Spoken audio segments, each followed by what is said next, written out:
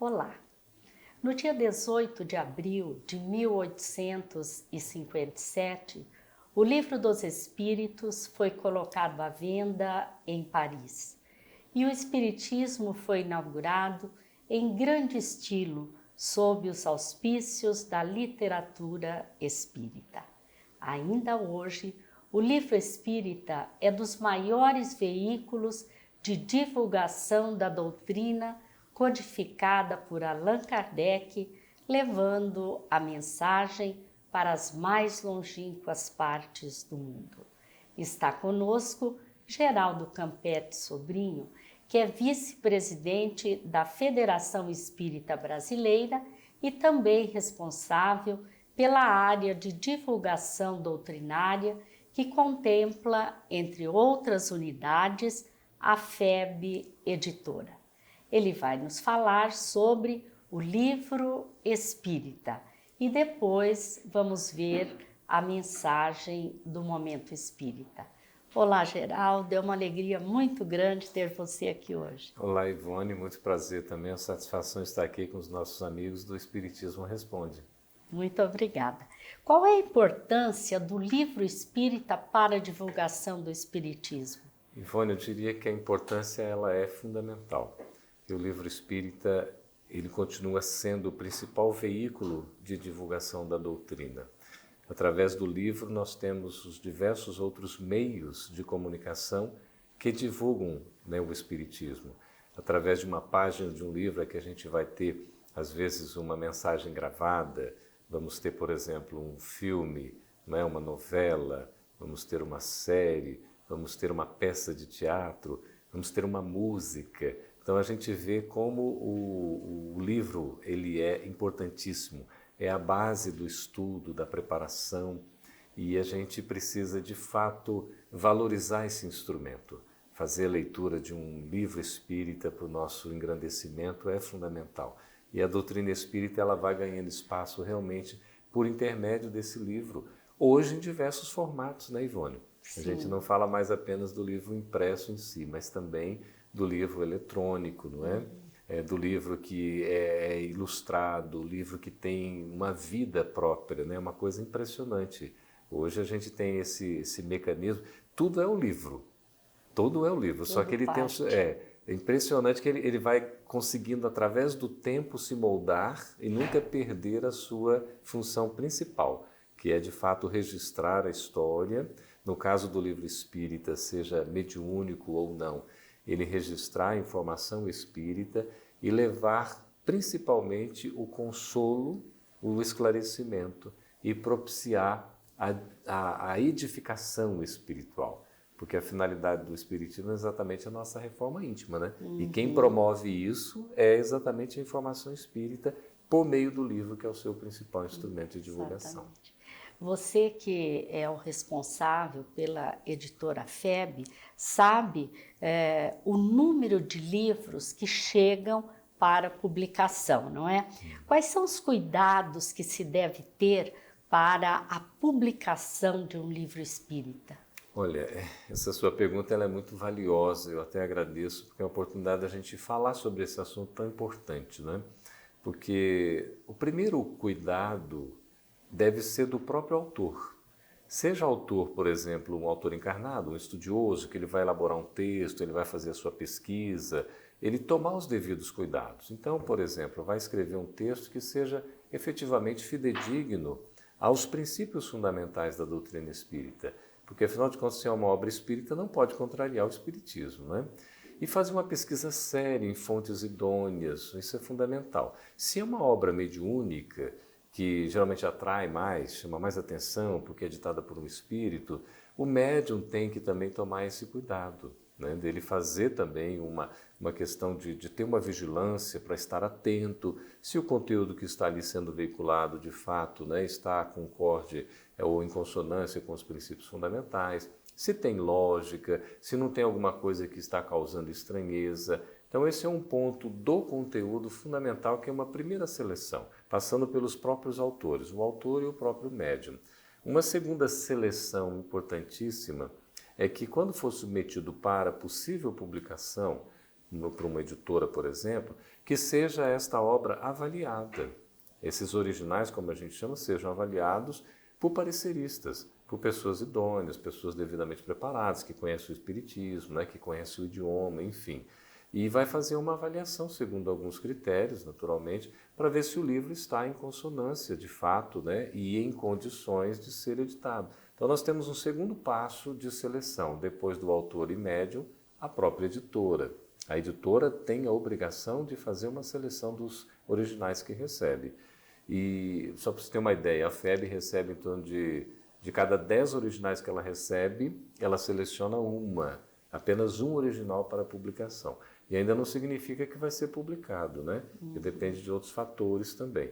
E um terceiro ponto de avaliação, a obra publicada, é o próprio leitor. Né? O leitor é quem faz a seleção, ele é quem escolhe o livro que ele quer ler. Agora, nós temos aí uma dificuldade, né, Ivone? Nem sempre o leitor tem uma preparação, nem sempre ele tem um conhecimento.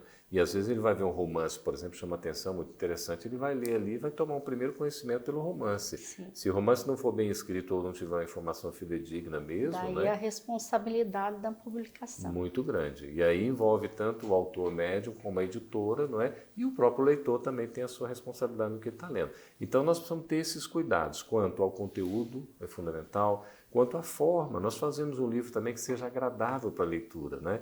Tomar assim os devidos cuidados com a legibilidade, então um formato de letra que dê para ler sem fazer força, né? Porque às vezes você vê aquela letra diminuta, né? Então fazer uma letra que seja agradável, se preocupar com a beleza também, a questão estética da obra, né? Uma capa que seja atraente, um texto de quarta capa, né? Que é aquele texto informativo que a gente lê para ter exatamente uma informação mais objetiva sobre a obra para ver se vai interessar ou não a leitura. Então isso são coisas assim importantíssimas, né, quanto à obra. E aí todo um cuidado, por exemplo, a revisão ortográfica, né, gramatical, semântica, além de conteúdo. Porque a obra ela tem que ter, de fato, se ela é espírita, ela tem um peso diferente do que uma obra comum. Né? Nós temos essa preocupação, além do conteúdo, com a forma de apresentação também, com a sua, né, correteza, a sua correção, né, no sentido, olha, é uma obra que está feita da maneira como deve ser. Mas numa linguagem acessível ao público, não significa que vai ser algo também inacessível, né, Ivone? Com certeza. E o que dizer, o que você nos diria dessa grande quantidade de títulos espíritas já publicados? Então, hoje, se a gente for ver, nós temos aí mais de uns 10 mil títulos, a gente poderia dizer, que são ditos espíritas. E notadamente aí romances, né, mediúnicos, porque isso atrai muito público. A pessoa não conhece, ela vê lá, é um romance, já me atrai. Aí de um espírito, melhor ainda, não é? Porque parece que é algo mágico, alguma coisa assim, como se já atestasse uma fidedignidade. Ah, se vem da espiritualidade, eu já estou confiando, né? Exatamente. E assim, a gente, por um lado, Ivone, seria uma coisa interessante de fato. Não há como a gente não ter uma grande quantidade de títulos. No Espiritismo, é uma doutrina que, né, que se estuda bastante, ou que se procura estudar, que vai se angariando cada vez mais adeptos, embora não seja proselitista. E é natural que a gente tenha muitas obras. Mas a gente está praticamente no mercado editorial que a cada semana você tem vários títulos surgindo. E o que a gente faz é um questionamento sobre a qualidade desses livros. Se efetivamente eles estão com a qualidade para serem chamados ou denominados de espíritas. Porque a gente vê muito livro colocado, né, nas editoras, publicadas por editoras e tal. Quando você vai avaliar de fato, não é propriamente uma obra espírita. E aí nos preocupa. Eu queria, se você me permitir aqui, lembrar de Dona Ivone do Amaral Pereira. Sim. Porque nós temos duas, né, experiências na trajetória dessa eminente médium, né, um exemplo para nós de dedicação, de abnegação, porque renunciou a si mesma, né, e de devotamento, dedicação ao próximo. Ela, com relação, por exemplo, àquela trilogia, né, que é nas Voragens do Pecado, né, o Cavaleiro de Lumière e o Drama da Bretanha, ali era praticamente a vida dela, uma trilogia, né, 3 livros, a gente fez até um box, né, para lançar os 3 livros juntos, a vida dela com um outro parceiro que ela teve, um espírito afim, e várias encarnações. Então ela estava narrando praticamente a sua biografia de diversas existências. A sua trajetória. A sua trajetória com esse espírito amigo, né, com quem se envolveram e tudo. E aí, só que Charles, como uma espécie de pai espiritual dela, chamou atenção. Falou, minha filha, a obra é espírita. ela não é meramente uma literatura que para o deleite, né? Para ter um romance, essas coisas. Tem que ter um fundo espírita, um fundo moral, transformação. Então não basta só contar a história. E aí então ele dá o cunho mais, digamos, filosófico, doutrinário à obra. O mesmo aconteceu, Ivone, com Memórias do Suicida, que a obra, quando foi apresentada de imediato à FEB, ela não foi editada. O percurso, desde quando ela foi apresentada a primeira vez até a sua edição definitiva, foi praticamente 3 décadas, foram 30 anos praticamente. Por quê? Porque ela também não estava pronta, só tinha biografia do espírito Camilo Castelo Branco, né? Que ele queria assinar o nome, ela não aceitou. Aí assinou um pseudônimo que é o Camilo Cândido Botelho. Mas era a vida, a trajetória desse poeta português, né, nas suas dificuldades e tudo, que diante da cegueira, já há mais de 60 anos, ele acabou se suicidando, não resistiu. E ele conta toda a sua trajetória, mas aí depois veio Leon Denis, para colocar um cunho doutrinário, filosófico, de fundo moral na obra, e virou essa obra extraordinária. Então, tem que se tomar cuidado, não tem que se ter pressa, não precisa querer publicar. Hoje a gente tem médios assim que do dia para a noite querem, ou da noite para o dia Começou a psicografar a mensagem, já quer publicar.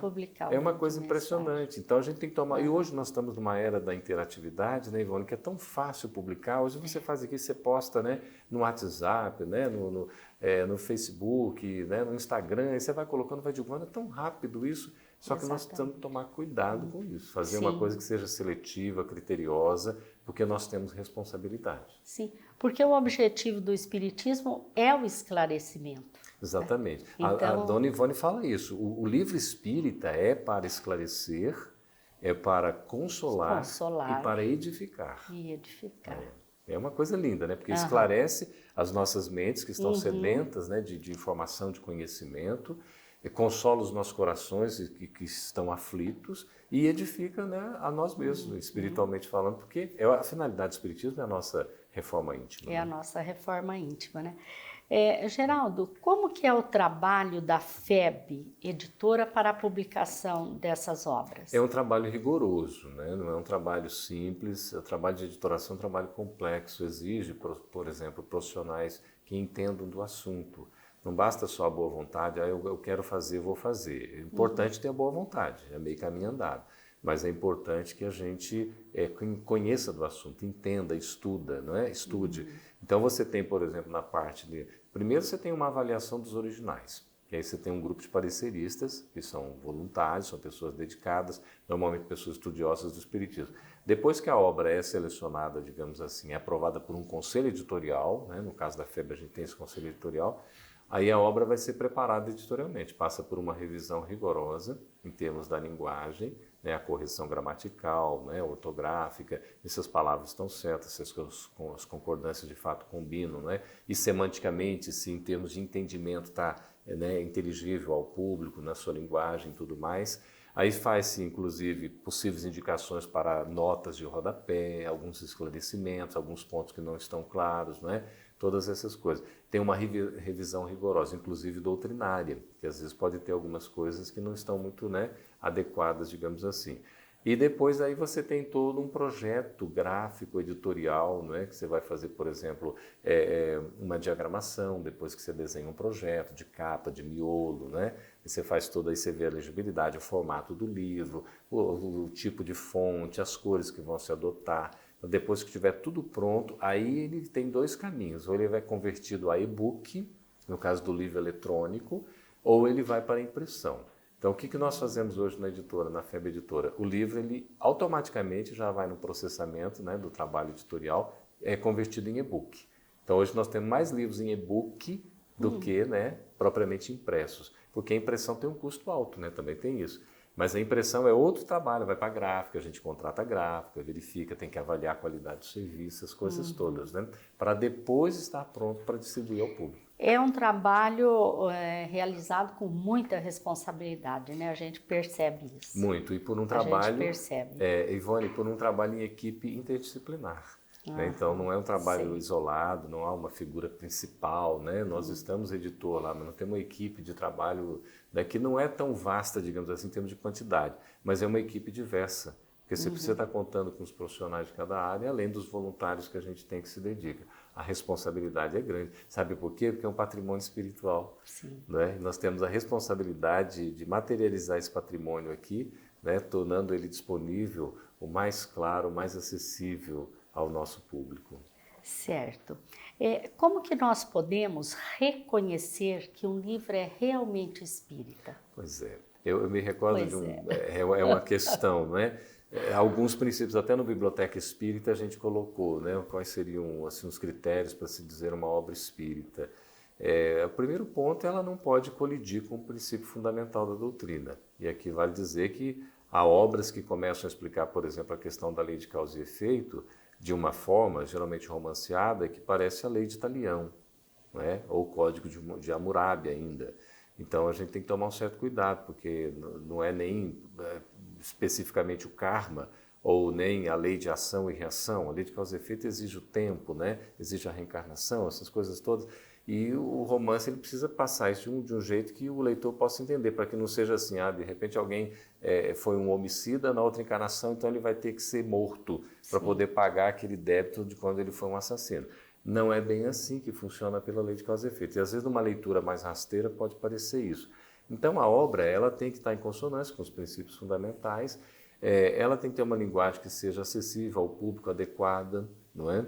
Uma obra espírita, de fato, ela tem essa ideia de esclarecer, sempre tocar num ponto que vai ser de interesse do leitor, mas para a sua reforma moral. Se não tiver algo que toque, por exemplo, no sentido do indivíduo se melhorar, dele se transformar, de buscar a sua reforma íntima, dele procurar trabalhar, digamos assim, a superação dos seus vícios, dele ficar desperto para a necessidade de conquista de virtudes, se o livro não fizer isso, ele não vai ser espírita.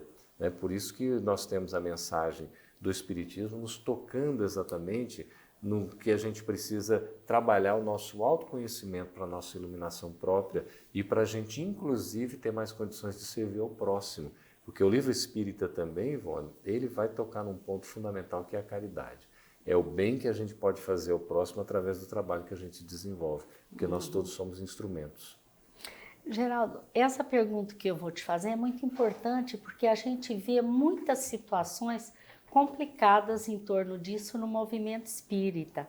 Qual livro que você recomendaria a uma pessoa que gostaria de conhecer o espiritismo?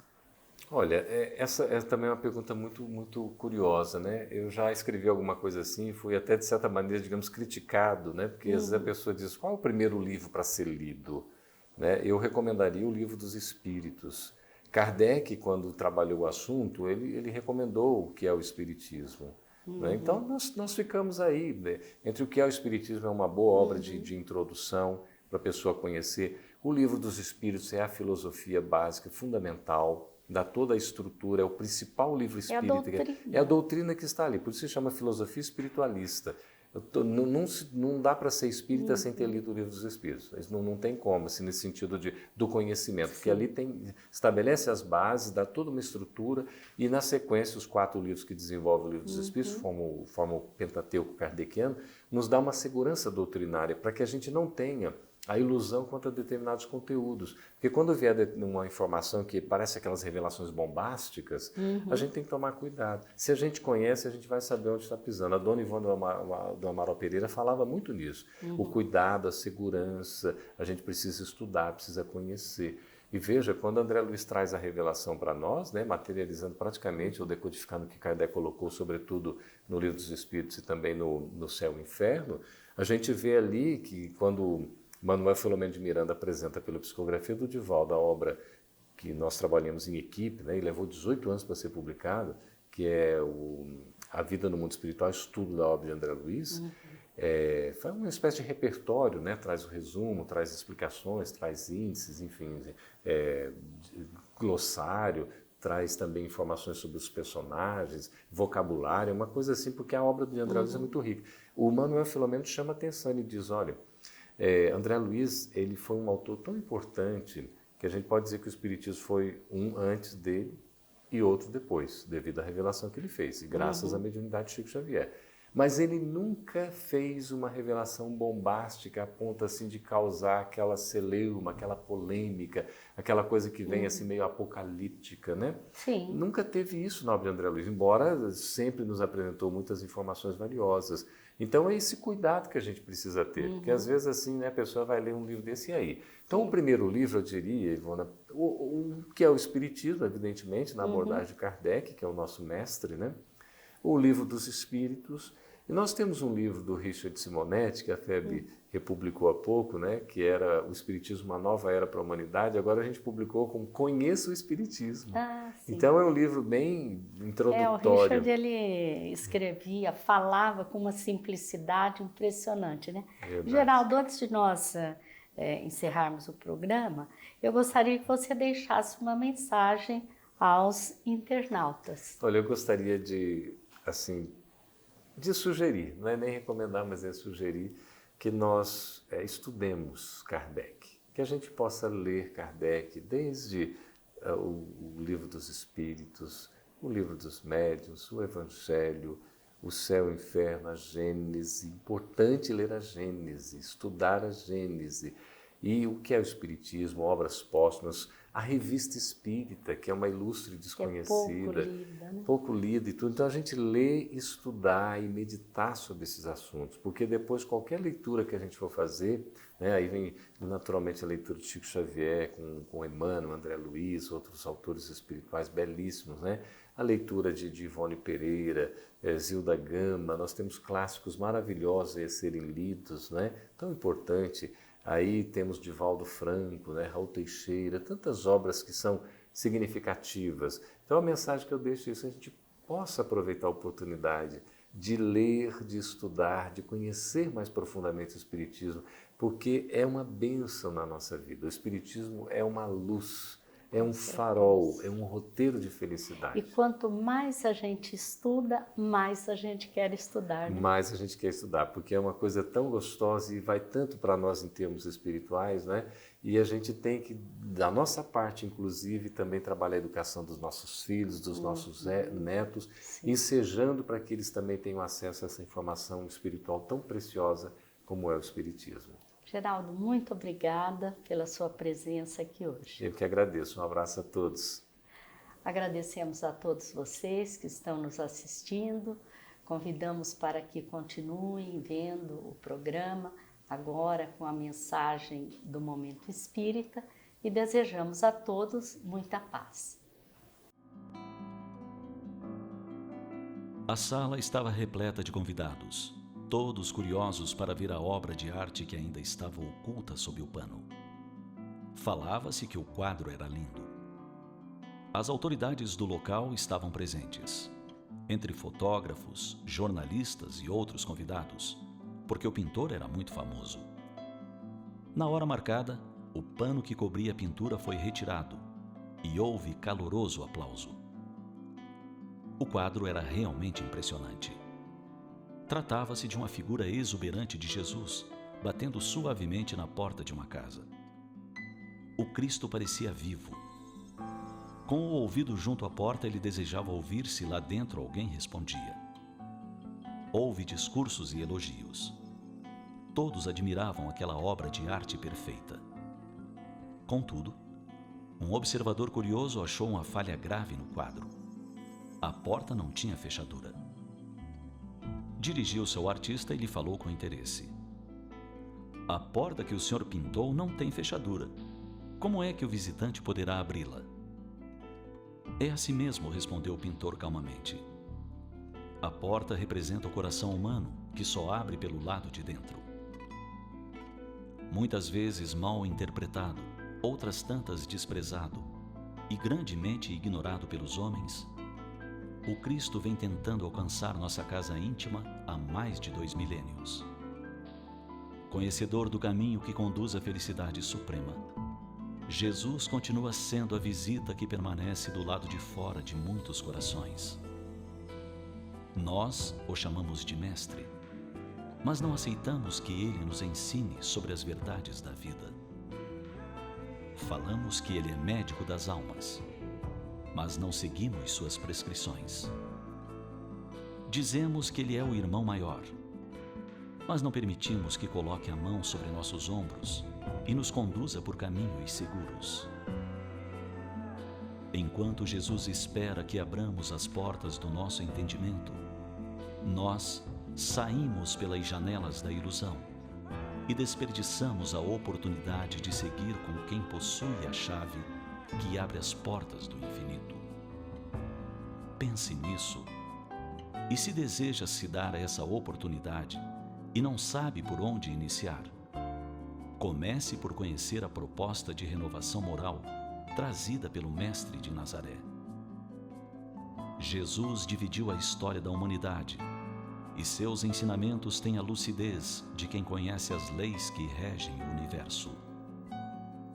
Portanto, orientar-nos por suas sábias lições é uma questão de inteligência. Afinal, ele conhece o caminho que nos conduzirá na direção da felicidade plena que tanto desejamos.